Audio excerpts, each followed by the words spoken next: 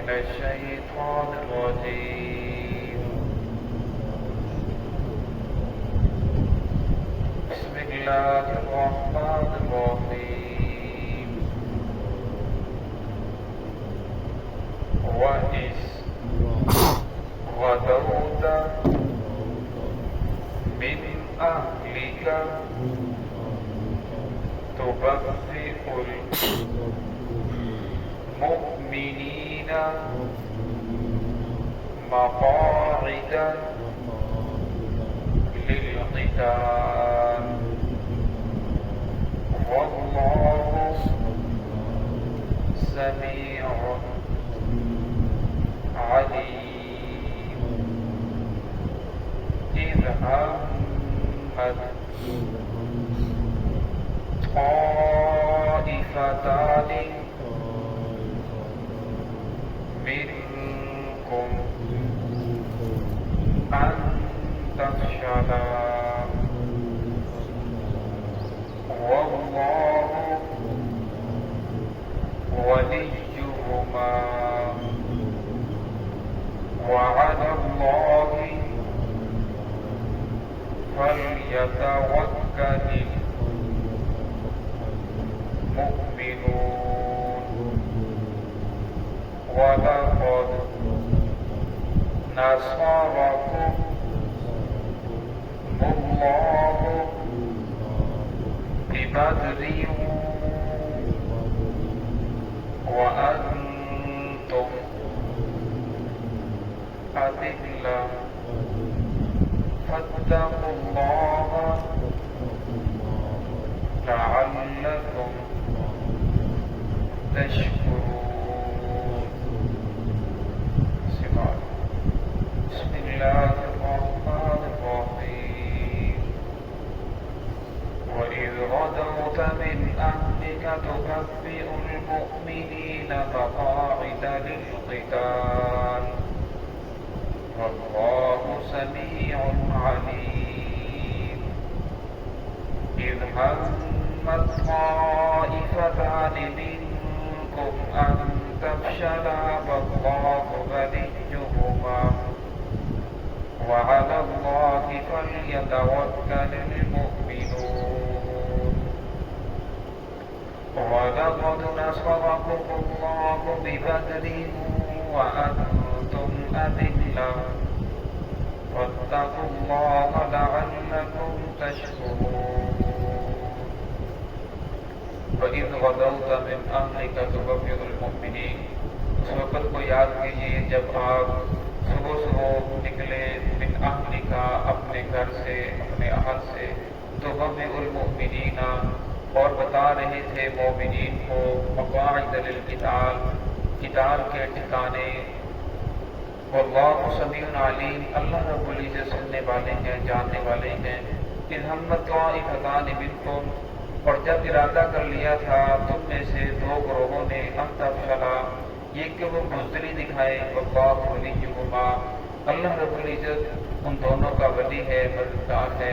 وعلی اللہ فلیتوکل المؤمنون اور اللہ رب العزت پر بھروسہ کرنا چاہیے توکل کرنا چاہیے ایمان والوں کو. وَلَقَدْ نَصَرَكُمُ اللَّهُ اللہ رب العزت البتہ تحقیق اللہ تعالیٰ نے تمہاری مدد کی ببدر بدر کے میدان میں وَأَنْتُمْ أَذِلَّةٌ حالانکہ تم کمزور تھے. فَاتَّقُوا اللَّهَ اللہ سے ڈرو لعلکم تشکرون تاکہ تم شکر گزار بن جاؤ. ان آیات کا شان نزول یہ ہے غزوہ بدر جس وقت ہوا تو اللہ رب العزت نے مسلمانوں کو فتح عطا فرمائی. کفار کے بڑے بڑے جو سردار تھے 70 سردار مارے گئے اور 70 قید ہوئے. اور پھر اس کے بعد کفار کے دل کے اندر اس شکست کی بہت زیادہ پریشانی تھی کہ ہمیں شکست ہوئی ہے. اور انہوں نے جا کر ان کے جو شعراء تھے شاعر تھے انہوں نے جا کر لوگوں کو بھڑکانا شروع کیا اور ایک کمیٹی تشکیل دی گئی جو اس کام کے لیے چندہ جمع کر رہی تھی کہ مسلمانوں کے خلاف اسلحہ جمع کیا جائے مال و دولت جمع کر کے مسلمانوں کے خلاف استعمال کیا جائے. اور اسی طرح ان کی مسلسل محنت کے بعد 1 سال کے بعد 3 ہجری میں ان لوگوں نے 3000 کا لشکر لے کر پھر مدینہ کے اوپر حملہ کرنے کا ارادہ کیا. احد کے قریب پہنچ کر ان لوگوں نے پڑاؤ ڈالا۔ محمد الرسول اللہ صلی اللہ علیہ وسلم کو پتہ چلا کہ قریش کفار مکہ ہمارے اوپر حملہ آور ہونے کے لیے آ چکے ہیں، تو رسول اللہ صلی اللہ علیہ وسلم نے صحابہ کرام کو جمع فرمایا، مشورہ کیا اب ہمیں کیا کرنا چاہیے۔ رسول اللہ صلی اللہ علیہ وسلم کی رائے یہ تھی کہ ہمیں مدینہ کے اندر رہ کر اپنا دفاع کرنا چاہیے، لیکن جو نوجوان صحابہ کرام تھے ان کا مشورہ یہ تھا کہ مدینہ کے اندر رہ کر دفاع کرنا یہ تو بزدلی کی دلیل ہے، ہم کون سا بزدل ہیں، ہم بہادر ہیں، ہم جنگجو ہیں، ہم میدان کے اندر جائیں گے، وہاں جا کر اپنا دفاع کریں گے، ان کے ساتھ لڑیں گے، ان کے ساتھ لڑائی ہوگی۔ رسول اللہ صلی اللہ علیہ وسلم نے جب صحابہ کرام کا یہ اصرار دیکھا تو آپ صلی اللہ علیہ وسلم اسے گھر گئے اور گھر جا کر سرہ پہنی، خود پہنی، ہتھیار لگا کر باہر تشریف لائے۔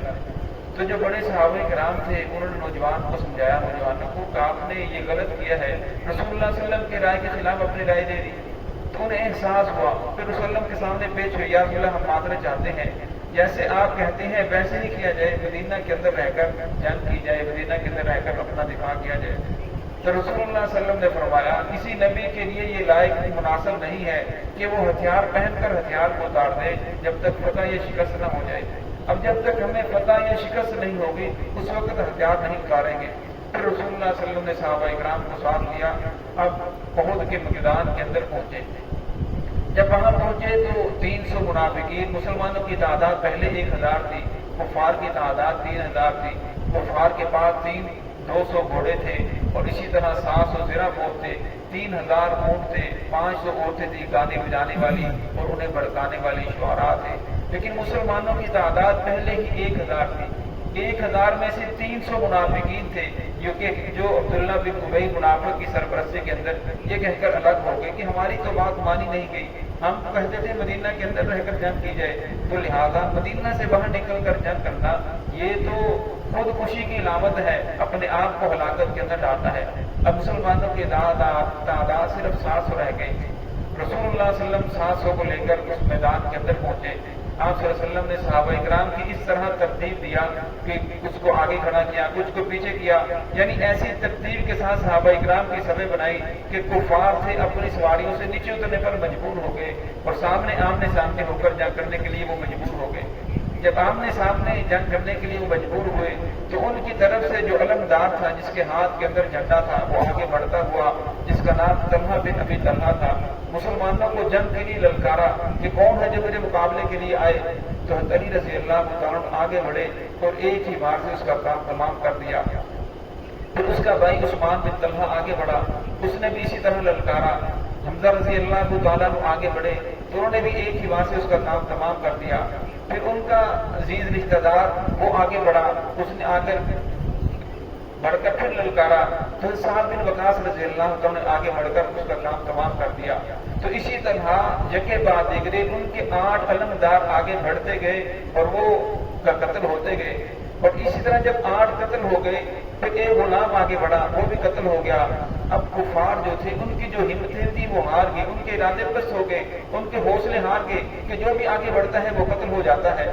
پھر اس کے بعد گمسان کی جو جنگ شروع ہوئی، حضرت علی رضی اللہ عنہ، حضرت ابو دجانہ، حضرت حمزہ رضی اللہ عنہ، تو مسلمانوں کے جو شیر تھے انہوں نے ایسے حملے کیے کہ جس کی وجہ سے کفار کے پاؤں اکھڑ گئے، وہ میدان جنگ چھوڑ کر بھاگنا شروع ہو گئے۔ جب میدان جنگ چھوڑ کر بھاگنا شروع ہو گئے تو رسول اللہ صلی اللہ علیہ وسلم نے جس وقت لشکر کو ترتیب دیا تھا 50 صحابہ کرام کو حضرت عبداللہ بن جبیر رضی اللہ تعالیٰ عنہ کی سرپرستی کے اندر ایک پہاڑی کے اوپر بٹھایا تھا، اپنے پیچھے حکم میں ایک پہاڑی کے اوپر بٹھایا تھا جسے جبل ارماد کے نام سے یاد کیا جاتا ہے۔ رسول صلی اللہ علیہ وسلم نے فرمایا تھا ہمیں فتح ہو یا شکست ہو، حتیٰ کہ پرندے ہماری بوٹیوں کو نوچ کر بھی لے جائیں تو آپ نے اس جگہ کو نہیں چھوڑنا۔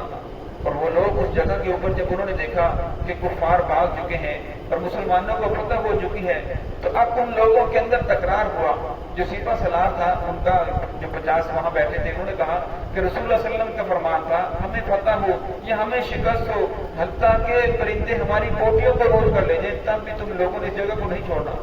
جو باقی جو تھے 40 تھے ان میں سے وہ کہنے لگے کہ رسول اللہ صلی اللہ علیہ وسلم کا فرمان تھا اس وقت تک کہ جب تک جنگ ہو رہی ہے اب تو جنگ ہو چکی ہے، مسلمانوں کو فتح ہو چکی ہے، ہم بھی ان کے ساتھ مل کر ان کی مدد کرتے ہیں، مال غنیمت کو جمع کیا جائے۔ تو 40 لوگ اس پہاڑی سے نیچے اترے اور انہوں نے بھی اتر کر مسلمانوں کے ساتھ مال غنیمت جمع کرنا شروع کیا، ان کی مدد کرنا شروع کی۔ حضرت خالد بن ولید رضی اللہ تعالیٰ جو اس وقت مسلمان نہیں ہوئے تھے بلکہ کافر تھے، تو انہوں نے لمبا چکر کاٹ کر اس گھاٹی سے آ کر دوبارہ حملہ کر دیا، جس گھاٹی کے اوپر رسول اللہ صلی اللہ علیہ وسلم نے 50 صحابہ اکرام کو بٹھایا تھا، کیونکہ 10 جو تھے وہ ان کا مقابلہ نہ کر سکے۔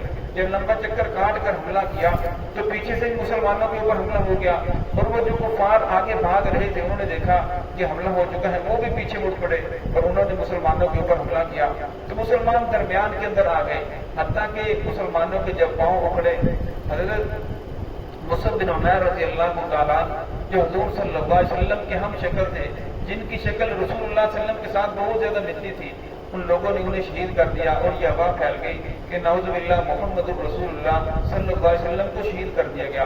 صحابہ کرام کے جو حوصلے تھے اور زیادہ پست ہو گئے۔ حضور صلی اللہ علیہ وسلم ایک طرف کھڑے پکار رہے تھے، میں اللہ کا رسول، میں کھڑا ہوں، میری طرف آؤ، تو وہ لیکن ان کے دل کے اندر یہ بات بیٹھ جاتی محمد رسول اللہ صلی اللہ علیہ وسلم کو شہید کر دیا گیا۔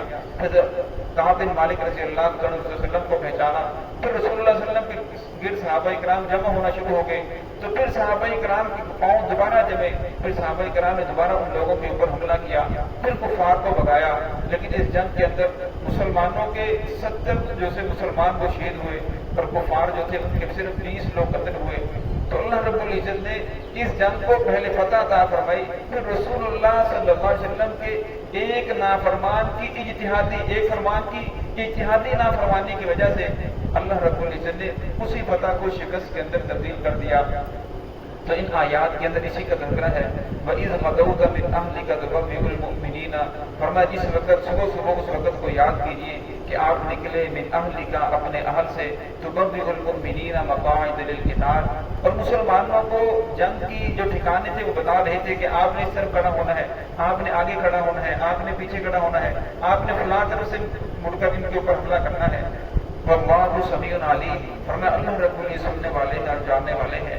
اذ ہم طائفتان، جس وقت 300 منافقین الگ ہو گئے تو جو مسلمان تھے، مخلص مسلمان تھے، ان میں سے بھی کچھ لوگوں کے دل کے اندر یہ بات آئی کہ واقعی یہ تو اپنے آپ کو ہلاکت کے اندر ڈالنا ہے، ان کی تعداد 3000 ہے اور ہماری تعداد 700 ہے، ان کے پاس اتنے زیادہ ہتھیار ہیں، ہمارے پاس تو کچھ بھی نہیں ہے۔ تو لیکن اللہ رب العزت نے ان کو دوبارہ ان کے حوصلوں کو بس نہیں ہونے دیا، اللہ رب کی مدد فرمائی، ان کے قدموں کو مضبوط کر دیا۔ تو اس کے اندر اس کا تذکرہ ہے، اذ ہمت طائفتان، ورنہ جب 2 گروہوں نے ارادہ کر لیا تھا منکم، تم میں سے، ان تفشلا، یہ کہ وہ دوسری دکھائیں، واللہ ولیہما، فرمایا اللہ رب العزت نے ان کی مدد فرمائی، ان کے قدموں کو مضبوط کر دیا۔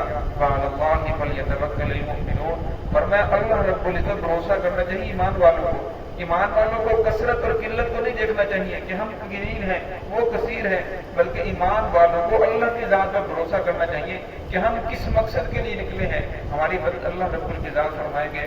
وَلَقَدْ نَصَرَكُمُ اللَّهُ، فرمایا البتہ تحقیق اللہ رب العزت تمہاری مدد کر چکے ہیں، بدر کے میدان میں، وَأَنْتُمْ أَذِلَّةٌ، حالانکہ تم کمزور تھے۔ اس وقت مسلمانوں کی تعداد 313 ہے، کفار کی تعداد 1000 ہے، مسلمانوں کے پاس 313 کے پاس 313 تلواریں بھی نہیں ہیں، صرف چند تلواریں ہیں، 8 زریں ہیں، 6 تلواریں ہیں، لیکن اللہ رب العزت نے 313 کو 1000 کے اوپر فتح عطا فرمائی اور 1000 کو مغلوب کیا۔ تو اس کا تذکرہ فرمایا اس وقت اذلہ، کہ تم کمزور تھے، تمہارے پاس طاقت نہیں تھی، ہتھیار نہیں تھے، لیکن اللہ نے پھر بھی تمہاری مدد فرمائی، تمہیں غلبہ عطا فرمایا۔ فاتقوا اللہ، اللہ سے ڈرتے رہو، لعلکم تشکرون، تاکہ تم شکر گزار بن جاؤ، اللہ رب کا شکر کرنے والے بن جاؤ۔ آگے بھی غزوہ بدر کا تذکرہ چل رہا ہے، جس کی تفصیل انشاءاللہ کل آئے گی۔ دعا ہے کہ اللہ رب العزت ہم سب کو صراط مستقیم پہ چلنے کی